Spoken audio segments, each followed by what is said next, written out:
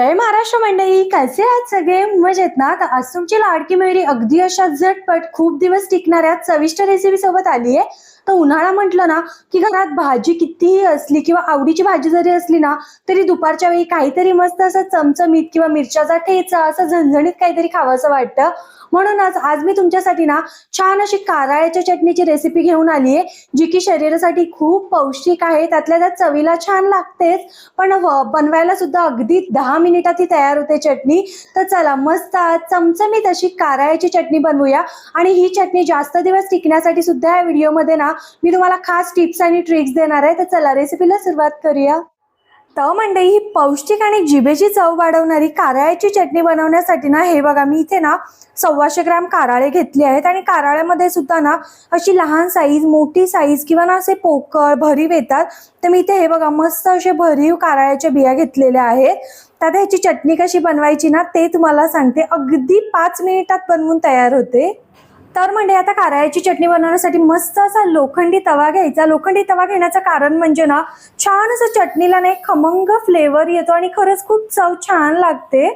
तर आता इथे ना 125 ग्राम म्हणजे पाव किलोच्या निम्मे इतके कारळे मी घेतलेले आहेत.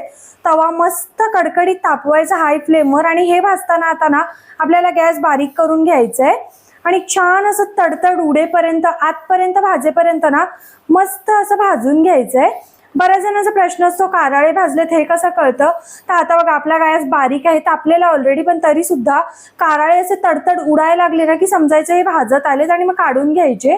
जास्त पण असे करपवायचे नाहीत, नाही तर चटणीला कडवटपणा येतो मग.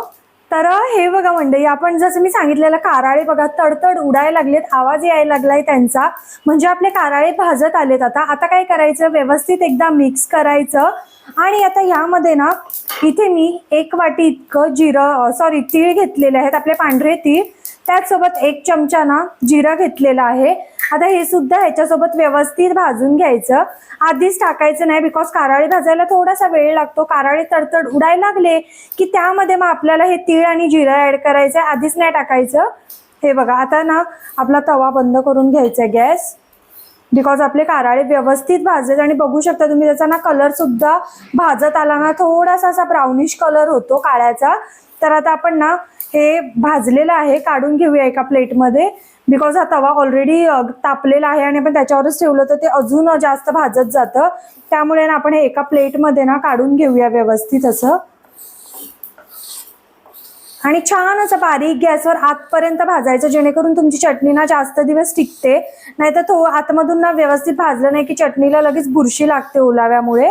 सो आपण हे सगळं काढून घेऊया एका प्लेटमध्ये. हे बघा मस्त असं भाजलं गेलेलं आहे.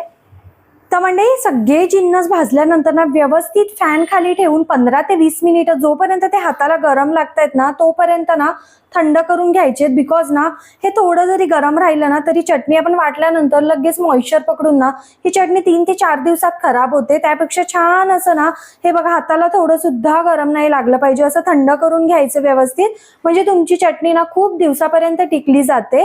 आता काय करायचं, हे जिन्नस सगळे थंड झाले ना की मिक्सरचं भांडं घ्यायचं. आणि मिक्सरचं भांडं सुद्धा हे बघा स्वच्छ धुवून ना कॉटनच्या कपड्याने पुसून घ्यायचं. यात सुद्धा थोडासाही ओलावा नाही राहिला पाहिजे. तर आता हे सगळं आपण ना ह्याच्यामध्ये ट्रान्सफर करून घेऊया. आता ह्यामध्ये ना मिरची पावडर घेतली आहे मी, तुम्ही तुमचा घरचा मसाला सुद्धा टाकू शकता, काहीच हरकत नाही.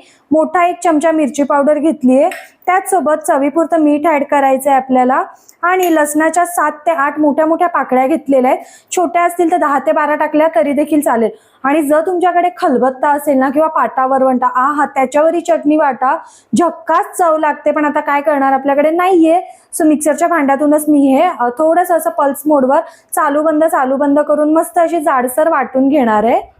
तर मंडळी, अगदी कमी वेळात आणि कमी साहित्यात मस्त शरीरासाठी पौष्टिक असणारी आणि जिभेची चव वाढवणारी आपली कारळ्याची चटणी तयार आहे. आणि हिचा सुगंध जो आहे ना राव घरभर पसरलाय. आणि हे बघा ना दिसायला सुद्धा किती छान आणि एकदम सुटसुटीत झालीये. अजिबात चिकटपणा नाहीये किंवा ओलावा नाहीये ह्या चटणीला. आणि ही चटणी तुम्ही भरणीत भरून स्टोर करून आरामात खाऊ शकता बरेच दिवस.